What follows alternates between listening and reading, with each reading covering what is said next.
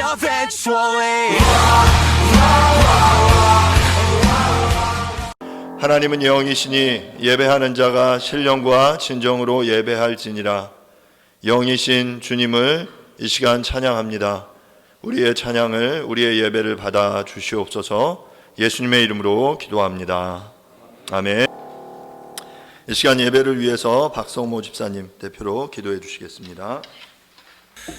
같이 기도 드리시겠습니다. 아무것도 염려하지 말고 다만 모든 일에 기도와 간구로 너희 구할 것을 감사함으로 하나님께 아뢰라. 아멘. 온 우주를 운행하시고 생사화복을 주관하시는 하나님 아버지, 추수감사절을 맞아 한 해 동안 베풀어 주신 하나님께 영광과 존귀와 찬양을 올립니다. 온 땅에 불어닥친 코로나 재난 속에서도 수해와 태풍관에서도 낮에는 구름 기둥으로 밤에는 불 기둥으로 저희를 지켜주시고 일용할 양식과 영혼의 양식을 부어주심으로 우리가 한 해를 무사히 보낼 수 있게 해주심을 감사를 드립니다. 특히 올 한 해 어렵고 힘든 고난의 길 가운데서도 하나님께서는 한순간도 놓치지 않으시고 믿음과 축복과 우리에게 또 건강의 축복, 물질의 축복, 가정의 축복, 자녀의 축복을 주시고 자신을 되돌아보고 회개할 수 있는 축복까지 주셔서 너무나 감사를 드립니다.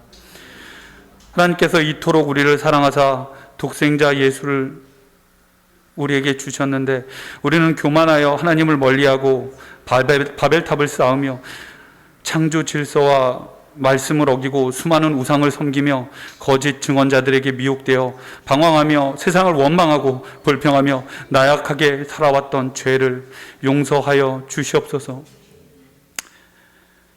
우리는 지금 헛된 이념에 사로잡혀 남과 북이 갈라지고 좌우가 나뉘어 다툼과 시기와 질투로 나라를 분열시키고 오직 자신만의 이익을 위해 탐심과 투기와 집단 이기심으로 남에게 고통과 상처를 준 그런 삶을 살고 있습니다. 주님, 우리 고백하오니 깨끗게 씻어 주시옵소서. 교회가 코로나 재난으로 인하여 오랫동안 주님의 전에 예배드리지 못했고 가정에서도 비대면 예배를 드리면서 어려운 상황 속에서 성령께서 저희 교회와 그리고 가정을 지켜주셔서 정결한 마음 주시고 거룩한 산 제사를 드릴 수 있도록 믿음 굳게 지켜주셔서 감사드립니다.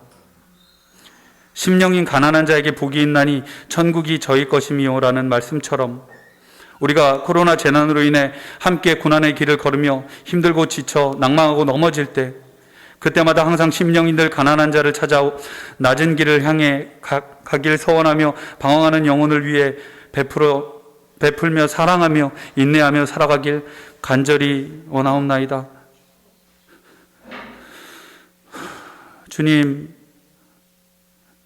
주님께서 역사하셔서 이 교회와 함께하여 주시옵소서.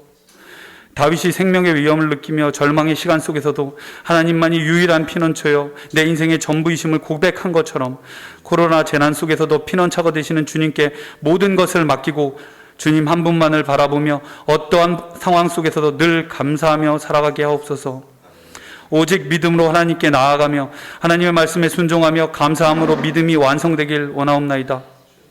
주께서만이 역사하여 주시옵소서. 불쌍한 이 나라를 긍휼히 여기시어 이 나라를 구원하여 주시옵소서. 진리와 정의와 공정과 공평과 공의가 무너져가는 이 나라를 주님의 말씀으로 바르게 세워주시옵고 젊은이들에게 꿈과 희망을 주님께서만이 함께하여 주시옵소서. 주님, 갈수록 어려워지는 국가 경제의 위기와 기업과 가계 경제의 위기, 사회적인 위기와 갈등으로 인해 앞으로 닥쳐올 시련과 고난을 이겨낼 수 있는 지혜와 능력 주시옵소서. 코로나 재난으로 인하여 일상생활이 무너지고 사회를 거리두기 하며 살아가는 우리들에게도 주님 역사하여 주시옵소서. 속히 예배가 회복되게 하여 주시옵소서. 추수감사주의를 맞이하여 우리 더 기쁨 교회와 그리고 박기모 담임 목사님을 더욱 기억하셔서 예배 가운데 함께 하시며 말씀 가운데 정말로 좌우의 날이 선 검과 같은 그런 말씀이 되게 하셔서 우리가 그 말씀을 듣고 골수를 쪼개고 남을 만한 그런 말씀이 되게 하여 주시옵소서.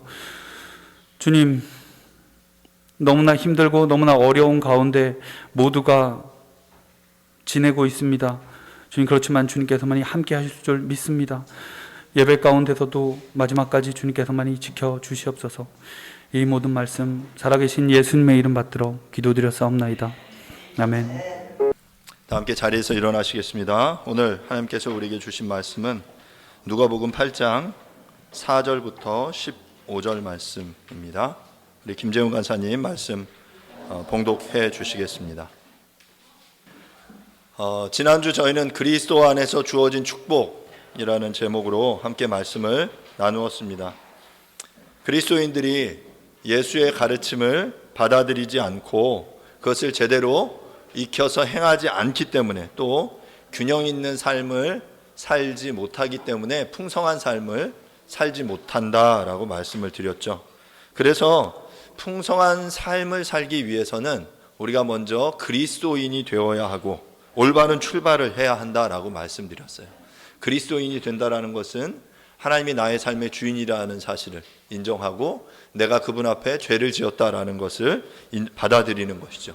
그리고 그 죄의 문제를 해결하시기 위해서 하나님이 당신의 아들 예수 그리스도를 우리에게 보내주셨다라는 사실을 믿고 받아들이고 그것을 인정하는 것, 바로 그것이 그리스도인이 되는 것이다라고 말씀을 드렸어요.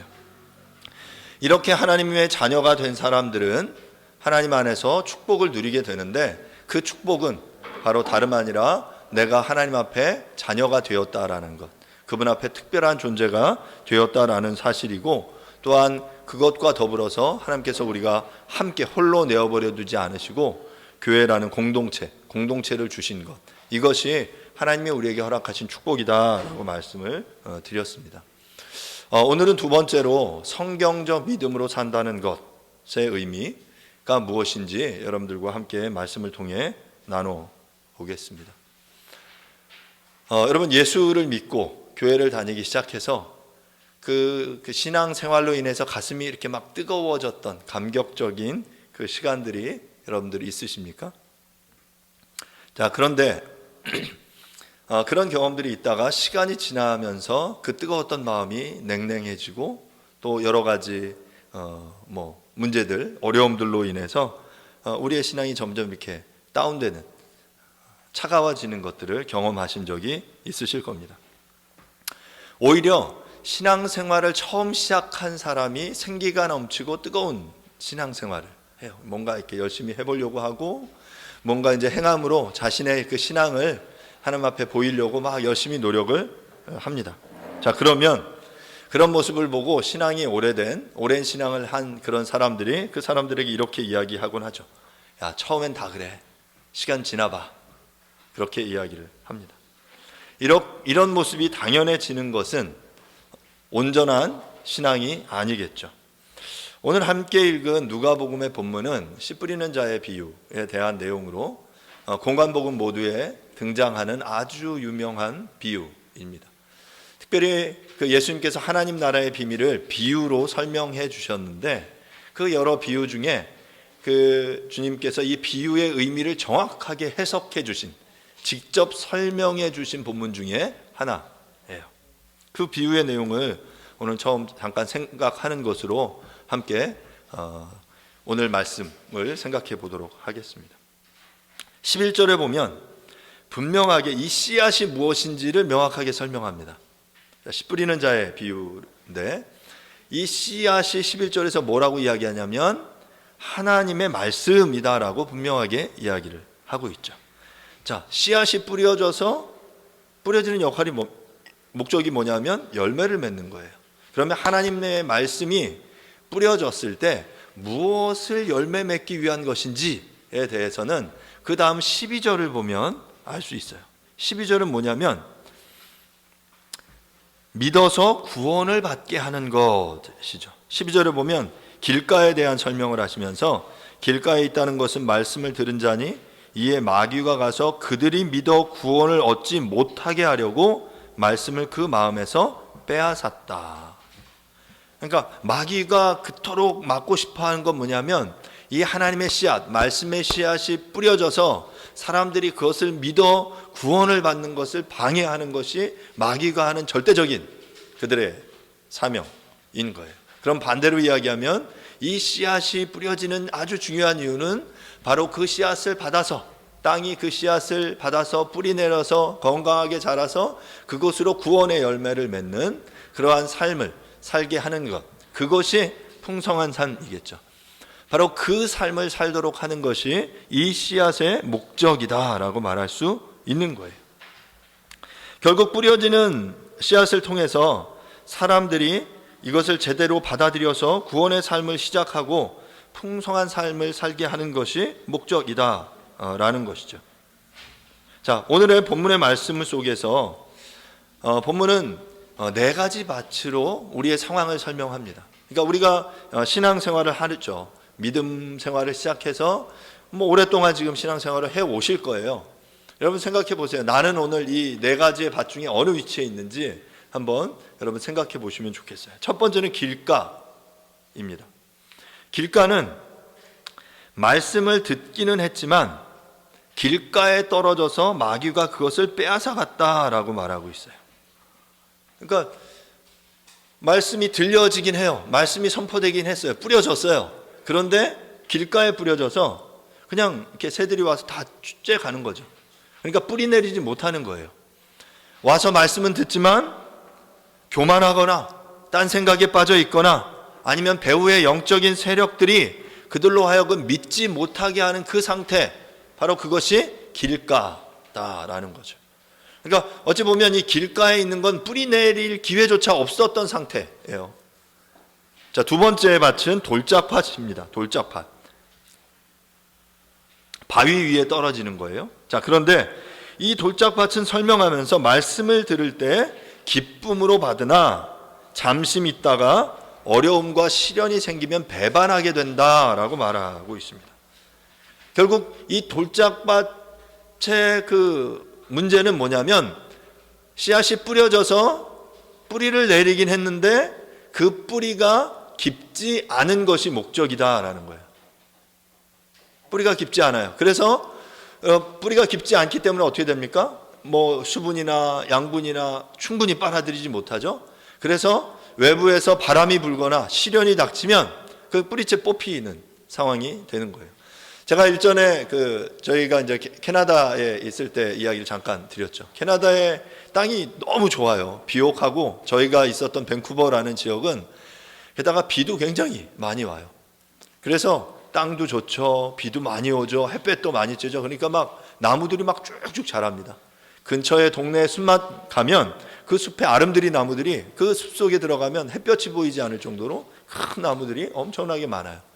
그런데 문제는 바람이 불면, 태풍이 불면 그 큰 나무들이 뿌리채 뽑힌다라는 거예요. 그냥 넘어져 버려요. 왜 그럴까요? 너무 물이 많으니까 이 나무들이 뿌리가 깊이 내려갈 이유가 없는 거예요. 그러다 보니까 바람이 불면 쓰러지는 거예요.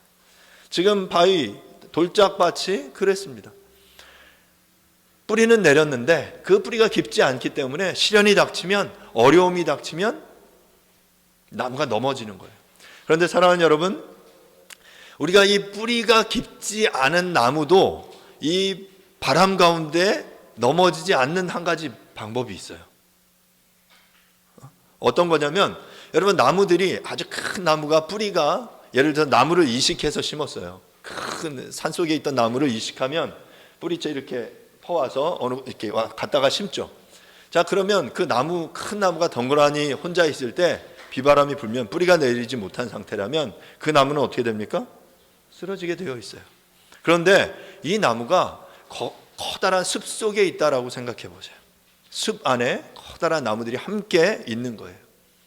자, 그러면 이 나무는 동일하게 그 바람이 불어도 쓰러지지 않아요. 왜냐하면 그 나무들이 함께 바람을 맞아주고, 또 하나는 뿌리가 얕더라도 이 뿌리끼리 이렇게 연결이 되기 때문에 쓰러지지 않는 거예요. 여러분, 우리가 신앙생활을 함께 한다는 것이 그런 의미에서 중요합니다.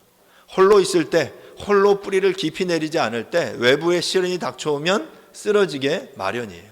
하지만 우리가 뿌리가 그리 깊지 않더라도 이 작은 뿌리라도 함께 네트워킹 되면, 함께 엮여져 있으면 시련이 오더라도 쓰러지지 않을 수 있어요.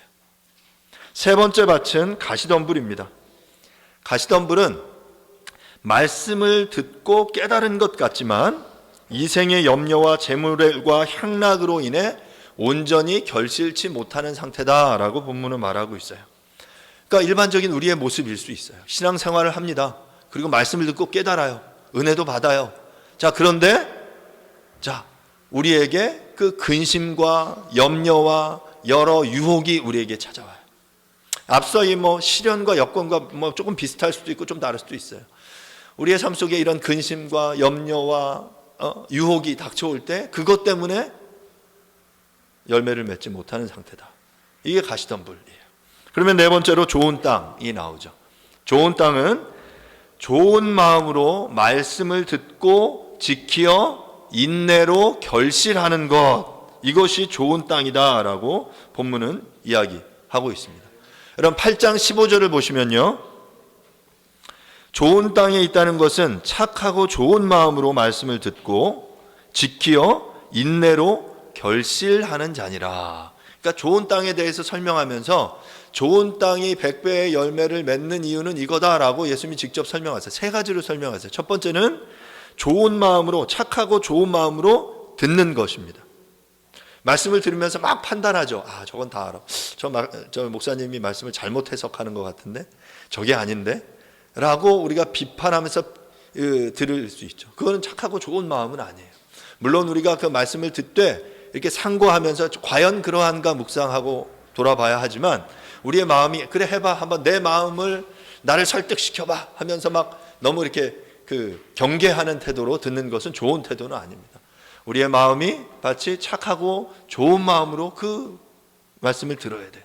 그 씨앗이 뿌려졌을 때 그래, 이 활짝 열고 이것을 통해 뿌리 내려서 내가 풍성한 열매를 맺을 거야 라는 마음으로 그 씨앗을 받아들여야 한다는 것이죠. 두 번째로 말씀을 듣고 지키어 라고 이야기합니다. 굳게 지켜야 합니다. 굳게 지키고 간직하는 것은 바로 돌짝밭에 떨어진 씨앗과 비교되는 거죠. 돌짝밭에 떨어진 씨앗은 뿌리가 없으므로 말라 죽었는데 우리가 이 말씀을 듣고 그것을 굳게 지키는 거예요. 이 씨앗을 굳게 지키고 이 씨앗이 견고하게 건강하게 자라갈 수 있도록 보호하는 그 모습들이 필요하다라는 거죠. 세 번째는 뭐라고 말씀하냐면 인내로 결실하는 자니라 라고 말해요. 인내로 견뎌야 한다라고 말하는 거죠. 어찌 보면 우리의 인생에 가시덤불과 같은 유혹과 염려가 엄습할 때 우리가 그것을 인내로 견뎌내야 풍성한 열매를 맺을 수 있다라고 말하는 것입니다. 여러분, 우리의 삶에 염려와 근심과 걱정과 유혹이 없기를 바라지만 과연 그런가요? 그렇지 않아요. 수많은 걱정들이 처처에 쌓여 있습니다. 오늘 기도 시간에 이야기한 것처럼 코로나라는 이 우리가 전혀 예상치 못한 이 문제가 우리 앞에 찾아왔어요. 경제적으로, 사회적으로, 정치적으로 수많은 위기가 우리에게 있습니다. 저 멀리 우리가 미국의 대선의 상황을 보면서 근심하고 염려해요. 우리가 어떤 문제에 대해서 그 사실을, 내용을 돌아보면서 과연 그러한지, 그래서 정말 그것들이 미치는 영향이 무엇인지 분석하고 생각하는 것 필요하지만 그 문제에 압도되어서 그 근심과 염려에 휩싸이는 것은 좋은 모습은 아니겠죠. 본문은 인내로 견뎌내야 된다라고 우리에게 말하고 있는 것입니다. 예나 지금이나 돌짝밭과 가시덤불은 풍성한 삶을 통해 열매 맺는 그 삶을 방해하는 요소들입니다. 우리의 삶에 닥쳐오는 어려움과 역경, 유혹과 근심과 염려, 이것들이 여전히 우리에게 있을 텐데 결국 우리가 이것들 속에서 어떻게 좋은 열매를 맺을 것인지 뿌리를 깊이 내려 굳게 지키고 인내로 견뎌내야 한다라고 말하고 있는 거죠.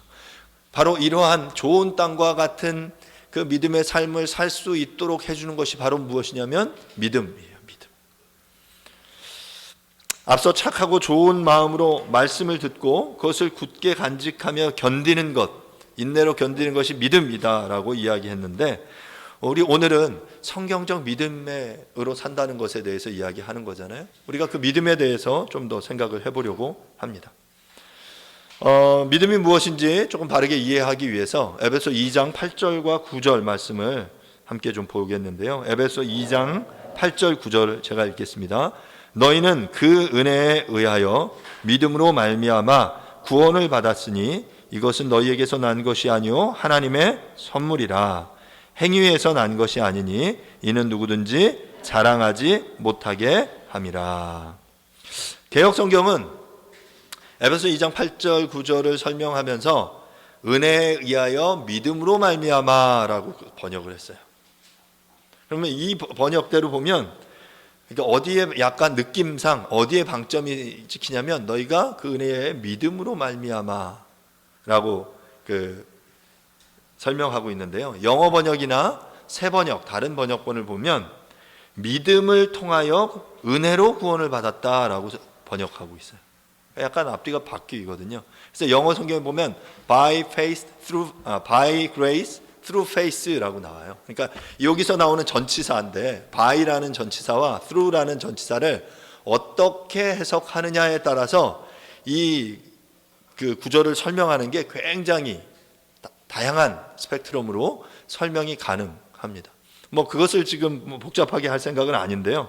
그럼 우리가 이제 생각해 보는 거죠. 너희가 은혜로 인하여 믿음으로 구원을 받았다. 내지는 믿음을 통하여 은혜로 구원을 받았다. 이 두 가지로 번역하는 거 보니까 이 구원을 얻는 데 있어서 믿음이냐 은혜냐 이게 되게 중요한 요소다라는 거죠. 그러면 우리가 질문하는 거죠. 그러면 이 둘 중에 믿음이라는 요소와 은혜라는 요소 중에 어떤 것이 더 중요하냐라는 것을 우리가 함께 좀 생각을 해보도록 하겠습니다. 여러분, 은혜가 뭡니까? 은혜가 뭡니까? 은혜 받았다. 은혜가 뭡니까? 보통 예배 드리면서 감동을 받았다. 예를 들어서 여러분 말씀 들으면서 어떤 때는 말씀을 들을 때 맨날 이렇게 졸리잖아요. 그런데 어떨 때는 말씀을 듣다가 약간 좀 찡하기도 하고 뭔가 이렇게 귀에 들리는 것 같아요. 그러면 이제 얘기하는 거죠. 목사님, 은혜 받았습니다. 라고 얘기를 해요. 근데 과연 그게 은혜일까? 또 내지는 찬양하다가 기도하다가 앞에서 누가 대표 기도하는데 막 마음이 찡해요. 그래 막 감동이 돼요. 딴 때보다 더 큰 소리로 아멘 해요. 내지는 찬양하다가 막 눈물이 주르르 흐르고 기도하는데 눈물이 나요. 그러면 우리는 그걸 보고 은혜 받았다라고 생각해요. 뭐 기도원을 가거나 그럴 때 뭔가 이제 가슴이 뜨거워지는 그 상태를 우리는 소위 은혜 받았다라고 말합니다. 예, 맞아요. 그것이 은혜의 한 부분인 것이 틀림없어요. 하지만 오늘 본문에서 말할 때 우리를 구원으로 이끄는 은혜가 과연 그런 은혜냐라고 말할 때는 저는 거기에는 동의할 수 없습니다. 내가 예배 시간에 눈물 흘렸다고, 내가 예배 시간에 가슴이 좀 뜨거워졌다고 그것으로 구원받느냐? 그건 아니다라는 거죠. 그러면 이 본문에서 우리로 하여금 구원에 이르게 하는 은혜는 뭐냐라는 것인데요. 바로 이 은혜 중에 은혜는 바로 우리에게 값없이 하나님께서 주신 예수 그리스도세요.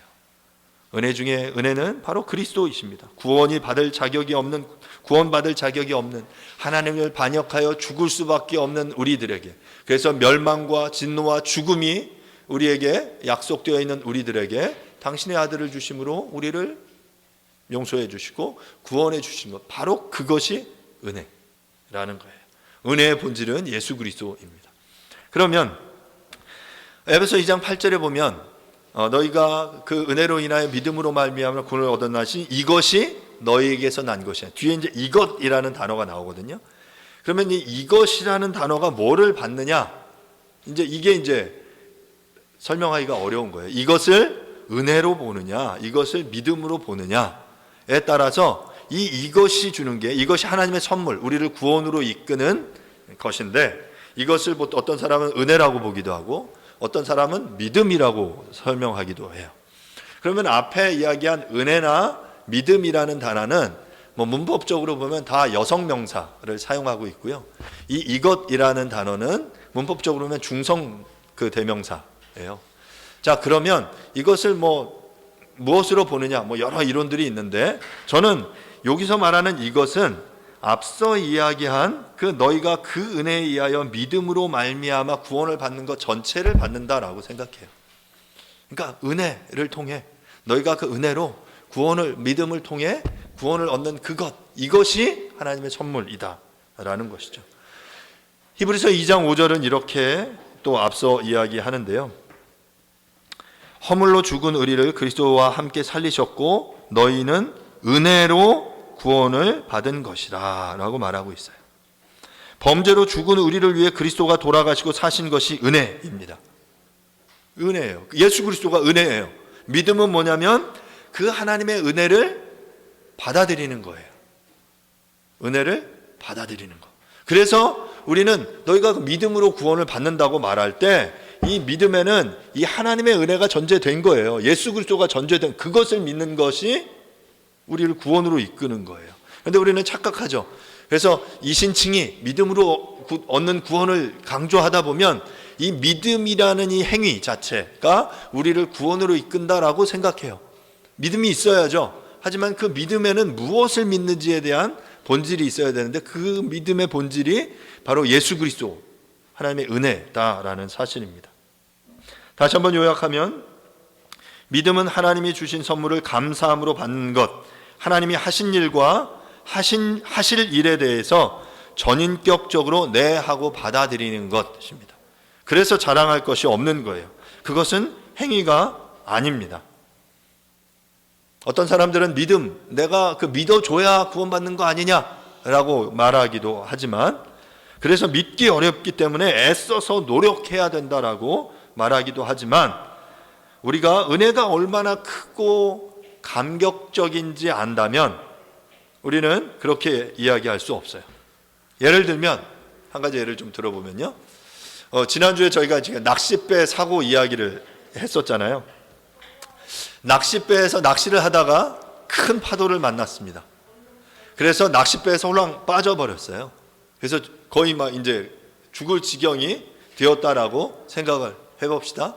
자, 그때 선장이 아니면 배에 있던 어떤 사람이 그 죽어가는 나를 향해서 그 줄에다가 구명보트를 매달아 나에게 던져줬어요. 그래서 내가 그 구명보트를 붙잡았어요. 그래서 살아났습니다. 자, 여기서 누군가 선장이 구명보트를 던져준 것이 은혜라고 한다면 그 구명보트를 붙잡은 것이 믿음이라고 생각을 해보세요. 그렇죠? 자, 그러면 여러분 이 중에 뭐가 내가 살아나기 위해서 이 풍랑 가운데 죽음 가운데 살아나기 위해서 무엇이 중요합니까? 은혜가 중요합니까? 믿음이 중요합니까? 물론 둘 다 중요하다라고 말하는 게 맞는데 저는 은혜가 아니면 불가능하다고 생각해요. 누군가가 그 구명보트 던져주지 않았으면 우리는 붙잡을 수 없는 거예요. 그리고 이 붙잡을 거는 내가 붙잡을지 말지 선택하는 게 아니라 그냥 아둥바둥 살면서 막 허우적거리면서 그걸 붙잡는 거예요. 그 은혜가 소중하기 때문에 내가 이 죽음 가운데서 살아나야 한다는 것이 너무나 명확하기 때문에 붙잡는 거거든요. 은혜와 믿음은 바로 이런 관계다라는 것이죠. 그래서 우리가 구원받는 것은 은혜 때문입니다. 믿음도 매우 중요한 것 사실이지만 은혜가 없으면 믿음은 아무런 소용이 없는 거예요. 우리는 앞서 하나님의 말씀의 씨앗을 받아들이고 그것을 품고 굳게 간직하고 인내로 지키는 것이 믿음이다 라고 말씀을 드렸습니다. 하나님이 우리에게 값없이 주신 은혜를 감사로 받는 것이 믿음이다 라고 말씀을 드렸어요. 이제 그러면 그 성경에서 믿음을 뭐라고 설명하는지 잠깐 살펴보도록 하겠습니다. 믿음에 대한 여러 구절들이 있지만 성경에서 가장 명확하게 선명하게 믿음이 무엇인지를 설명하는 구절은 히브리서 11장 6절입니다. 히브리서 11장 6절을 제가 한번 읽어보면요.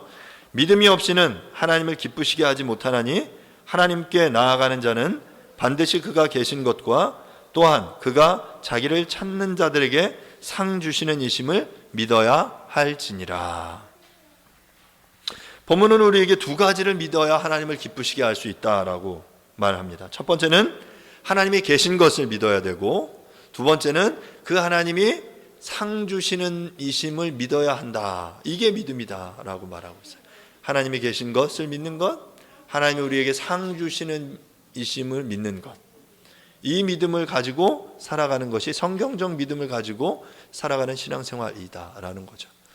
그러면 첫 번째, 하나님을 믿는 것, 그분이 계시다라는 것을 믿는 것, 이것은 어찌 보면 세계관, 전제에 관한 문제예요. 우리의 인생의 전제죠. 하나님이 있느냐, 어떤 사람은 하나님이 있다라고 믿는 것, 이건 유신론이죠. 그럼 하나님이 없다라고 생각하는 건 뭐라고 그래요? 무신론이라고 부릅니다. 어떤 사람은 이렇게 생각해요. 유신론은 하나님을 믿는 거고 무신론은 하나님을 믿지 않는 거다. 하지만 여러분 엄밀하게 보면 이 둘 다 믿음의 문제예요. 유신론은 하나님이 있다, 하나님이 존재하신다라는 것을 믿는 거고, 무신론은 하나님이 없다라고 믿는 거예요. 창조와 진화도 마찬가지죠. 하나님이 세상을 말씀으로 창조하셨다라고 믿는 것이고요. 진화는 우연을 통해 그것이 이루어졌다라고 믿는 것. 바로 이 전제를 통해서 우리는 우리의 신앙을 쌓아가고 있는 것이죠. 우리가 예배드리고 찬양하고 기도하면서 하나님이 계시다라는 그 전제 없이, 하나님이 나의 삶의 주인이고 그분이 계시다라는 전제 없이 그 드려지는 그 믿음의 행위는 어찌 보면 무의미한 행위다라는 거예요. 하나님이 계시다라는 것을 믿고 그것의 전제 위에 우리의 신앙생활이 이어지는 것이죠. 두 번째, 상 주시는 이심을 믿어야 한다라는 거죠. 그러면 하나님이 주시는 상이 뭐냐라는 거예요. 믿음을 잘못 이해하고 있는 사람들은 하나님이 우리에게 자신이 내가 원하고 받고 싶은 것을 받는 것이 상이다라고 생각해요. 건강, 돈, 승진, 공부, 자녀들의 성공, 이런 것이 받고 싶은 복이죠. 상이죠. 하나님, 그래서 이 상 주세요 라고 간구하는 거예요. 하지만 이러한 생각은 성경을 절대적으로 잘못 이해하고 있는 것입니다. 여기서 상이란 하나님이 인간에게 주고 싶은, 가장 주고 싶어 하시는 거예요. 뭐냐면 구원이에요. 구원. 예수 그리스도를 통해서 하나님과의 관계가 회복되어지는 것이 구원이고, 그것이 하나님이 우리에게 가장 주고 싶어 하시는 상인 것이죠. 이처럼 성경에서 말하는 믿음은 우리가 믿고 싶은 것을 열심히 믿는 것이 아니라 하나님이 하신 일을 전인격적으로 긍정하고 받아들이는 것이에요. 그런데 우리는 착각하죠. 내가 믿고 싶은 거 믿고, 내가 하나님 이거 받고 싶은데 이거 주세요 라고 하는 것을 우리의 신앙이라고 착각하고 있는 거죠. 성경이 말하는 온전한 성경적인 믿음이 아닌 것이 여러 가지가 있는데요. 그 중에 첫 번째는 미신이에요. 미신은 없는 것을 믿는 겁니다. 두 번째는 맹신인데요. 맹신, 무조건 믿는 거예요. 무조건. 세 번째는 광신인데요. 광신, 자기 멋대로 믿는 거예요. 자기 멋대로. 자, 세 번째로 성경에서 이야기하는 믿음은 확신입니다. 확신이란 사실의 근거에서 믿는 것, 다른 말로 진리의 근거에서 믿는 것이에요. 그러니까 없는 것을 믿거나 자기 멋대로 믿거나 하는 것이 아니라 우리가 온전한 사실 위에, 그 진리 위에서 그것을 붙잡고 믿는 것, 그것이 성경이 말하는 믿음이고 확신이다라는 것이죠. 우리의 잘못된 믿음을 생각해 보면 이런 겁니다. 우리는 믿음이 부족해서 암에 걸렸다라고 생각해요. 엄마의 믿음이 부족해서 자식이 잘못된 길로 가고 자식이 대학에 떨어졌다라고 생각합니다. 그래서 아이가 대학에 떨어지면 부모들은 얼굴을 못 들고 다니고, 남편이 사업에서 망하면 아내들은 얼굴을 못 들고 다닙니다. 강하게 믿고 기도하면 하나님이 복을 주셔서 잘 살아야 됐는데 그렇지 못했다라는 거죠. 이것은 절대적으로 잘못된 믿음입니다. 이러한 믿음은 척결해야 돼요. 믿음은 하나님이 하신 일을 믿는 것이지 우리가 얻고 싶은 것을 강하게 믿는 것이 아닙니다. 샤머니즘의 영향을 절대적으로 받은 한국에서는 이런 경향이 특별히 더 강합니다. 그래서 우리가 믿고 싶은 것을 아주 강하게 열심히 믿으면 하나님이 역사하셔서 이것들을 들어주실 거다라고 말해요. 그래서 지성이면 감천이 교회 안에서도 통하죠. 그래서 사람들이 간절히 기도하고 새벽 기도에 나오고 천일 예배를 드려요. 그런데 그렇게 드리는 예배와 기도가 새벽에 정화수를 떠놓고 비나이다 빌던 우리의 조상 할머니들의 기도와 전혀 다르지 않다라는 거죠. 그래서 하나님이 내가 지성으로 기도하고 간구하면 들어주셔야 된다라고 주장해요. 그래서 일전에 하나님을 막 이렇게 모욕하던 한 목사의 이야기가 있죠. 하나님을 들면서 내 기도 안 들어주면 마치 하나님을 꾸짖는 듯이 이야기하는 그러한 형태의 모습은 절대적으로 성경이 말하는 믿음이 아니에요. 기도는 그런 게 아닙니다. 믿음은 그런 게 아니에요. 내가 간절히 기도해서 들어주셔야만 한다? 그게 하나님이 주시는 상이다? 절대적으로 그런 게 아니다라는 것이죠. 예를 들어 봅시다. 두통이 심해요. 누구 얘기를 하는 건 아닙니다. 두통이 심해요. 자, 어떤 약을 먹어야 합니까? 어떤 약을 먹죠? 두통약을 먹어야죠. 의사가 조제해준 약을 먹고 처방을 받고 푹 쉬어야 돼요. 자, 그런데 소화제를 먹으면서 이걸 먹으면 두통이 나을 거야. 간절한 믿음으로 그 소화제를 먹어요. 자, 그런데 위약 효과, 플라시보 효과로 나을 수도 있겠죠. 하지만 그것은 올바른 믿음이 아니에요. 바른 믿음 위에서 바른 진리를 믿어야 하는 거죠. 강하게 믿으면 이루어질 거야 라고 이야기하는 것은 올바른 믿음이 아니다라는 거예요. 그래서 우리는 가끔 어떤 사람들을 보면 강한 믿음을 보시고 하나님의 뜻이 아닌데도 이루어 주셨다, 이것이 간증이다 라고 말하는 그 형태의 이야기들을 들어요. 그리고 그걸 막 은혜를 받아요. 그럼 과연 그것이 하나님이 원하시는 신앙이냐? 믿음이냐? 하나님, 내가 간절히 믿고 이 소화제를 먹습니다. 나의 두통을 사라지게 해 주시옵소서. 간절히 기도합니다. 자, 그렇게 기도했어요. 그런데 두통이 안 가셔요. 여전히 머리가 아파요. 그리고 하나님을 원망합니다. 여러분, 이것이 온전한 믿음입니까? 아니거든요. 절대적으로 아닙니다. 믿음은 하나님의 은혜에 대한 우리의 반응이지, 우리가 하나님을 움직이는 것, 우리가 하나님을 조종하는 것이 아니라는 사실을 기억하십시오. 이러한 잘못된 믿음을 우리는 걷어내야 합니다. 우리는 그동안 내가 그렇게 간절히 바라고 기도했는데 왜 하나님 나에게 건강 대신에 질병을, 사업의 성공 대신에 실패를, 결혼 대신에 그 오랜 독신 생활을, 아니면 가정의 깨어짐을, 가정의 치유 대신에 죽음을 주시면 하나님에 대한 실망과 불평을 넘어서 하나님께 분노하거나 하나님을 떠나버리기도 합니다. 잘못된 믿음 때문이에요.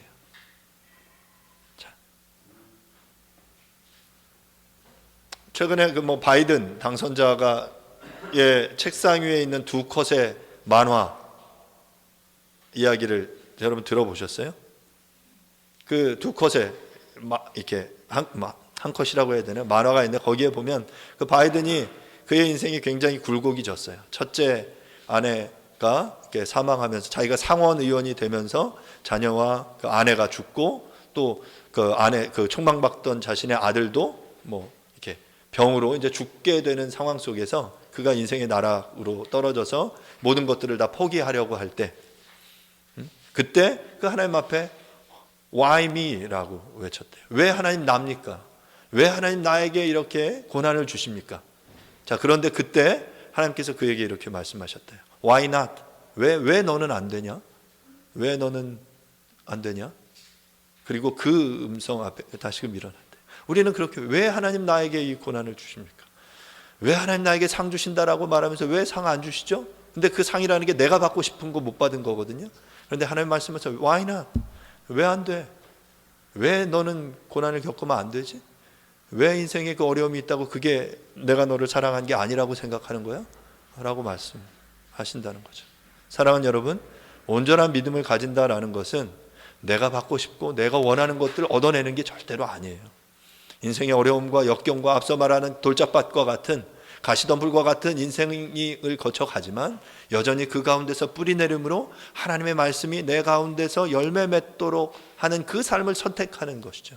그게 바로 올바른 믿음이다라는 것입니다.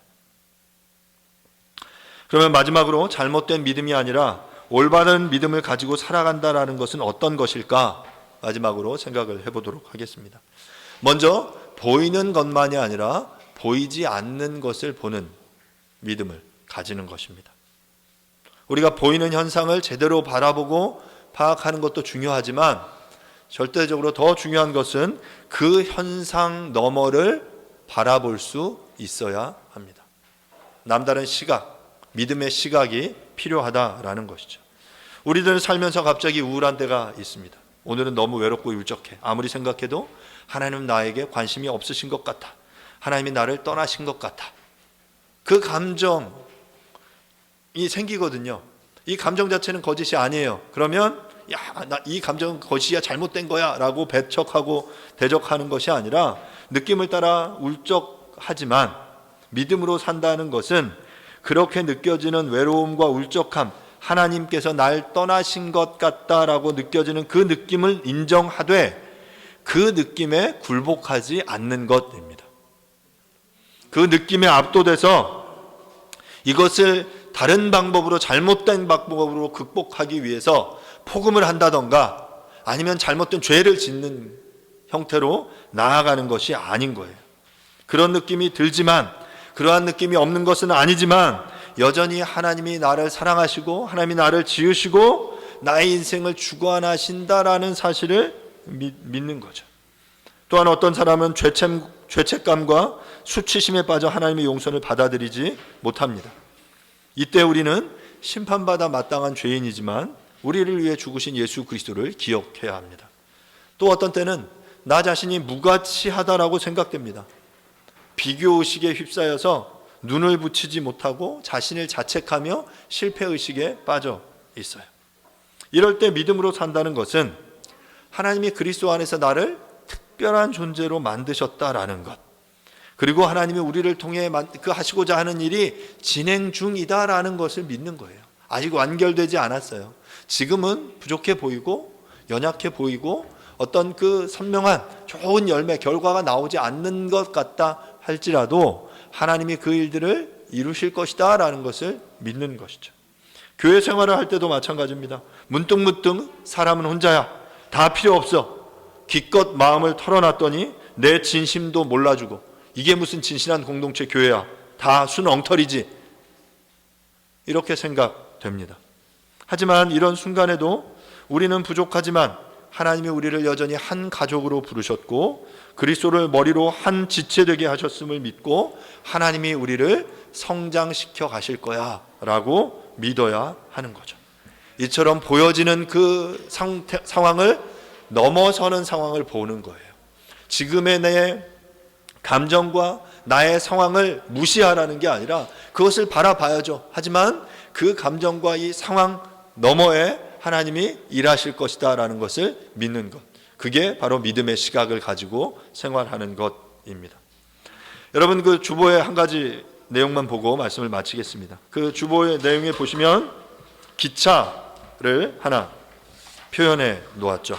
믿음과 느낌의 문제라고 표현을 했는데요, 여기 보면 팩트, 페이스, 필링이라고 나와 있습니다. 이 기차가 우리의 인생을 끌고 가는 거예요. 그런데 무엇이 우리의 인생에 중요하냐라는 것인데요, 여기 보면 팩트 3F가 나오죠. 사실, 믿음, 느낌. 기관차가 중요하고 그 기관차가 가기 위해서는 석탄을 공급해야죠. 그게 석탄차예요. 믿음이고, 그리고 나서 느낌입니다. 그리스도인들에게 신앙생활을 하는데 제일 중요한 것은 사실, 진리입니다. 그리스도의 십자가의 죽음과 부활, 이 사실이 아니라면 기독교의 진리, 기독교는 다 무너지게 되어 있어요. 이 사실을 믿음으로 받아들일 때 실제적인 의미를 가지게 됩니다. 이를 통해서 우리는 신앙생활을 하며 느낌, 체험을 하게 되죠. 따라서 우리의 체험이 이 기차를 이끌게 해서는 안 됩니다. 우리가 믿음 생활을 한다라고 할 때 이 체험을 중요하게 여기는데요, 물론 굉장히 중요해요. 하지만 이 체험이 기관차가 되게 해서는 안 된다라는 거예요. 예를 들어서 우리가 들어요, 사람들에게. 어떤 사람은 영접할 때 아니면 은혜 받을 때 뭐 주황색 빛을 봤다, 어떤 사람은 흰색 빛을 봤다라고 말하기도 하고요.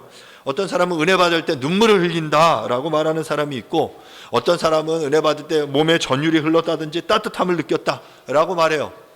그러면 우리가 듣는 거죠. 나는 모태신앙인데 신앙생활 지금 20년 30년 해오고 있는데 그런 주황색빛 본 적도 없고 눈물을 흘린 적도 오래되고, 그러면 나는 지금 은혜 못 받은 건가?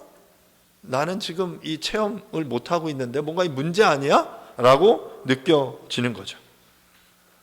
그런데 여러분, 중요한 것은 이런 체험 못해도 상관없어요. 그러니까 해서 그것이 우리의 믿음을 더욱더 크게 강화시켜주면 좋겠지만, 그렇지 않아도 이건 아무런 의미가 없는 거예요.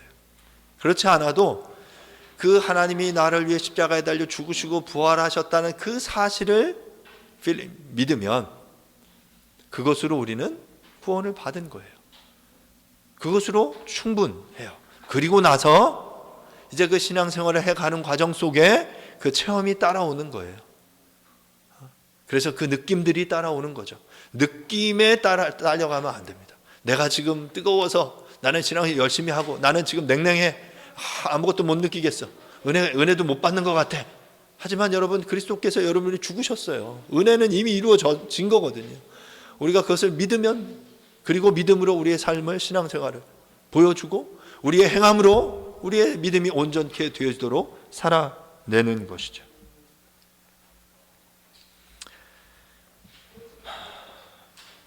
말씀을 마무리하겠습니다.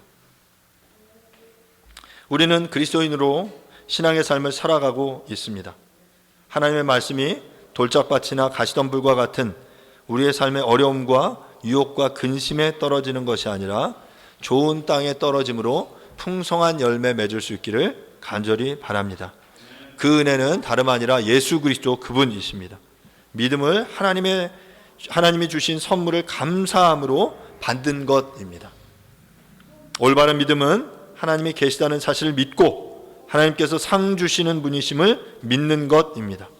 내가 받는 것 받고 싶고 내가 얻고 싶은 것이 아니라 하나님이 진정한으로 원하시는 것을 받고 행하는 것이다라는 사실을 기억할 수 있기를 바랍니다. 이렇게 온전한 믿음을 회복함으로 보이는 환경이나 감정, 느낌에 압도되지 않고 하나님의 약속을 온전히 믿고 이것을 주장하는 저와 여러분들이 될 수 있기를 간절히 바랍니다. 함께 이 시간 기도하겠습니다. 이 시간 기도하실 때 하나님, 우리의 인생 가운데 돌짝밭과 가시덤불을 헤쳐나가는 상황들이 있습니다. 그 상황 속에서 굳게 지키며 인내로 믿음으로 견뎌낼 수 있도록 도와주십시오.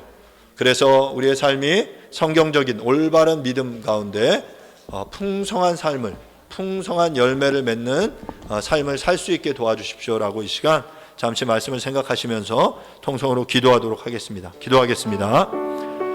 하나님 아버지, 은혜를 감사드립니다. 하나님, 믿음으로 살아가는 것, 그래서 예수 그리스도를 믿음으로 온전한 믿음을 가지고 살아간다라고 말하지만 여전히 나의 삶의 만족과 유익을 위해서 내가 얻고자 하는 그 상을 얻기 위해서 살아갔던 것들을 주 앞에 회개합니다. 그리스도가 십자가에 달려 죽으시고 부활하신 것, 나의 죄를 위해 죽으신 그 사실을 온전히 믿고 그 사실 위에 우리가 견고하게 설 수 있게 도와주십시오.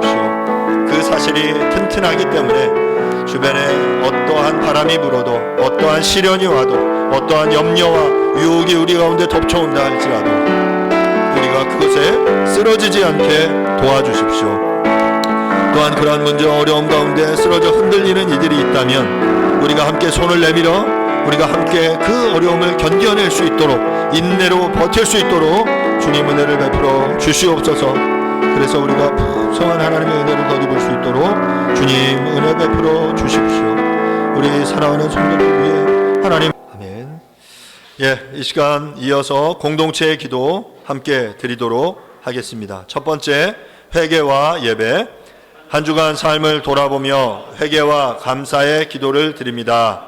하나님의 임재를 경험하고 거룩함을 회복하는 예배 되게 하소서. 더 기쁨 교회, 예수님의 십자가를 따라 살고 부활을 증언하는 성도와 교회 되게 하소서. 주님을 기뻐하고 주님을 기쁘시게 하는 교회 되게 하소서. 성경을 사랑하고 바르게 배우고 가르치며 행하는 성도와 교회 되게 하소서. 한국교회가 정치 이념으로 나뉘어지지 않고 복음으로 하나 되게 하소서. 나라와 민족, 남북 평화 통일의 길이 열리게 하소서. 노동의 가치가 인정되고 생명이 존중되는 나라 되며 공평과 정의가 회복되는 나라 되게 하소서. 코로나19로 인한 위험이 속히 사라지게 하소서. 세계 선교, 복음을 전하기 위해 수고하는 국내외 선교단체들과 선교사들에게 지혜와 능력을 주사 좋은 열매, 바른 열매 맺게 하소서. 아멘. 뉴시티 교리문답 49번 문항입니다. 49번 문항. 제가 질문 읽겠습니다. 성찬은 무엇입니까? 그리스도께서는 모든 그리스도인에게 자신과 자신의 죽음을 감사함으로 기억하며 떡을 떼고 잔을 나누라고 하셨습니다. 성찬을 하며 우리는 하나님이 우리 가운데 임재하심을 기념합니다. 하나님과 다른 이들과 교제하며 우리 영혼을 먹이고 양육합니다. 또한 우리는 아버지의 나라에서 그리스도와 함께 먹고 나실 날을 고대합니다. 아멘. 여호와는 내게 복을 주시고 너를 지키시기를 원하며 여호와는 그의 얼굴을 내게 비추사 은혜 베푸시기를 원하며 여호와는 그 얼굴을 내게로 향하여 드사 평강 주시기를 원하노라. 아멘.